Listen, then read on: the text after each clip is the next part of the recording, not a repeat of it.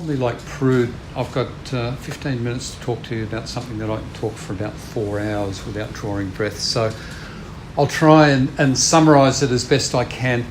Essentially, I work for the Australian Paralympic Committee, and in 2010, the board of the Australian Paralympic Committee decided that it wanted to do a history of the Paralympic movement in Australia. And at that stage, the organisation was 20 years old, and the Paralympic movement in Australia was 50 years old. And we looked at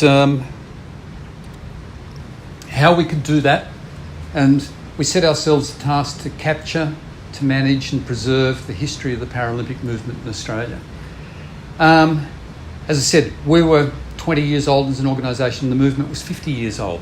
So for a start, there were no ongoing relationships with people who'd participated in the movement for the first 30 years of the movement. They hadn't done it with this organisation, so there wasn't that relationship that had existed. We didn't have any records pre-1998. Okay, it was a fairly young movement, and for the first 8 years, those records had sort of disappeared, so we didn't have a lot to start with. We didn't have any photos pre-1996. In this era, having no images for the first 36 years of your movements are sort of starting a little bit behind the 8 ball. And we didn't have any money. Okay, for a sporting organisation, an amateur sporting organisation, not having money is pretty standard state of affairs. And running a history project is not something that's seen as being justifiable to give a lot of money to. So, everyone said, yes, it's really important. And they also said, yes, but and the next breath was, but we don't have any money for it. So how do you actually create a history project with those goals and with that background? And so we looked at it and said, okay, well, first of all, we need to be innovative. We need to find new ways to tell the story. And we also have the advantage that a lot of technology these days can help you to do that with a minimum amount of money. One of the other things we decided really early is if we didn't have the expertise and the resources, then who did? How could we actually find partners that we could partner with who had that expertise and had the resources that we didn't have? So as I go through, I'll talk a little bit about the roles of the partners that we had.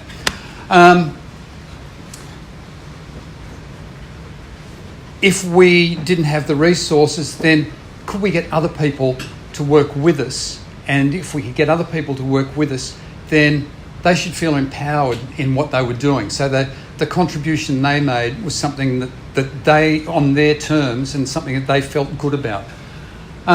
We wanted to engage with the wider community because the Paralympic movement touches people in the wider community, and we also wanted to engage with the Paralympic community. So we wanted to actually talk to the people that we were looking to write the history of. So as we looked at it, this is what we've ended up with. We've ended up with a project that's got all of those components. And right at the very beginning, we sort of thought, well, how can we do this? And one of the things that I thought of was maybe we could do a wiki history, and we'd get the people who'd participated in the Paralympic movement, they'd all make a contribution and they'd build the history.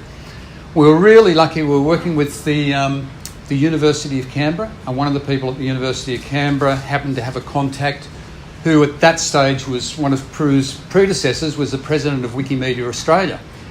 And we were talking about this concept of a wiki history, and Keith said, we can introduce you to some people at Wikipedia, and maybe they can you can do it through Wikipedia, which is a great source. And so pretty soon we realised that here was this amazing opportunity. First of all, at that stage there was almost nothing about Paralympic sport in Wikipedia. But, and this was back in 2010, already Wikipedia was on its way to becoming the world's encyclopedia. And so here was a place that people went to for information. There was almost no information about Paralympic sport. You could find lots of information about Olympic sport, cricket, AFL, anything else, but there was almost nothing about Paralympic sport. So it seemed like a great opportunity to plug into the world's encyclopedia and start creating something.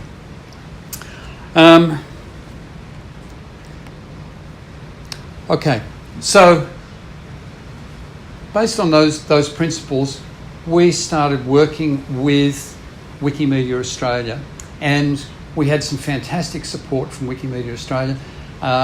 Early on in the piece, they identified a few people who were on the inside as far as Wikipedia is concerned, so experienced editors who knew what was going on, who understood Wikipedia, and we started working with them, and we looked. So that was the first component, was to identify the key contributors. So they helped us to identify some key people who could get us started in Wikipedia. We wanted to establish a community. So to actually, if we were going to get this material, to capture it and to put it into Wikipedia, we needed a community of people who would do that for us. So we started to run workshops. We thought that would be a really good way to start the whole process. We ran workshops, we advertised within the Paralympic community, we advertised within the disability community more generally, libraries, a whole range, wherever we thought we could actually draw people from. And for the first, probably 5 years of the project, we spent a lot of time running workshops, maybe 3-4 workshops around the country in different cities around the country every year, working on getting people engaged. Sorry, okay. If we were going to get a community and we were going to get people engaged in doing something for us, we needed to then provide access to material. So it became really important. There wasn't a lot of material. We needed to source images, we needed to source stories, and that's where the partnering with the experts started to come in. We partnered with the National Library of Australia.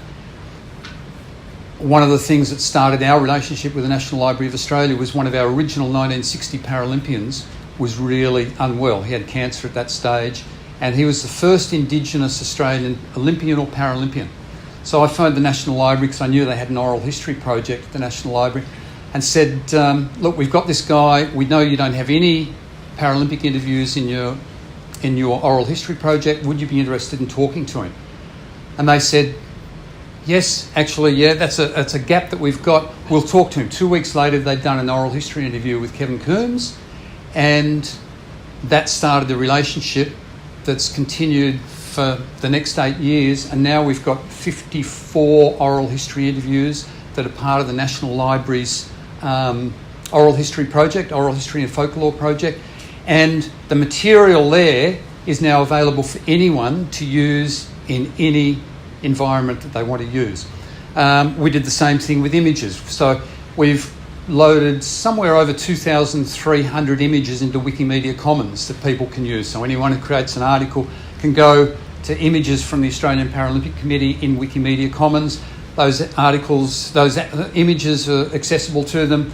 They're licensed under Creative Commons. So all of those things and a whole lot more were based on us providing material so that anyone who wanted to be part of the project had ready access to material. They didn't have to dig around and necessarily find a lot of it themselves. They had a community, they had access to material. We wanted to create connections, so create connections within our organisation, within our movement, but also among anyone who wanted to become part of it. So if you wanted to become part of it, you could feel like you were becoming part of a bigger thing, and there was a role for you, and you were connecting to other people and to other organisations. Increasing the numbers was pretty important, so we started off with a small number. So we've done things such as working with universities. We partner with University of Queensland in this project, and the people at University of Queensland have incorporated into their sport history course Wikipedia sessions. So the students learn. How long does that mean I've got? It's an email. Oh, it's an email. Okay. The students learn to edit Wikipedia, and they learn how Wikipedia works. And like I personally believe, having gone through this process, everyone should understand how Wikipedia works. So if you use Wikipedia, you should understand how it works. And most people don't get past the page that they look up that comes when they Google something and don't understand how Wikipedia works. So not only do we increase our numbers like this, increase our numbers of editors, but we also are educating people on how Wikipedia works. And taking it globally. And we've been lucky there as well in that one of our early contributors now lives in Spain. We have contributors all around the world who are part of our project.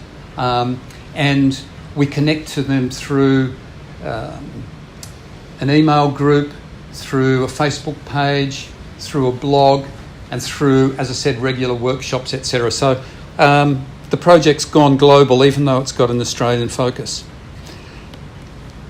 Just wanted to give you a really quick example of how it works in practice. So this is a workshop that we ran earlier in the piece. That's John Vandenberg, who at that stage, no, I don't think he was. It'll die, will it? Okay, we'll disappear. John was the president of Wikimedia Australia when we started.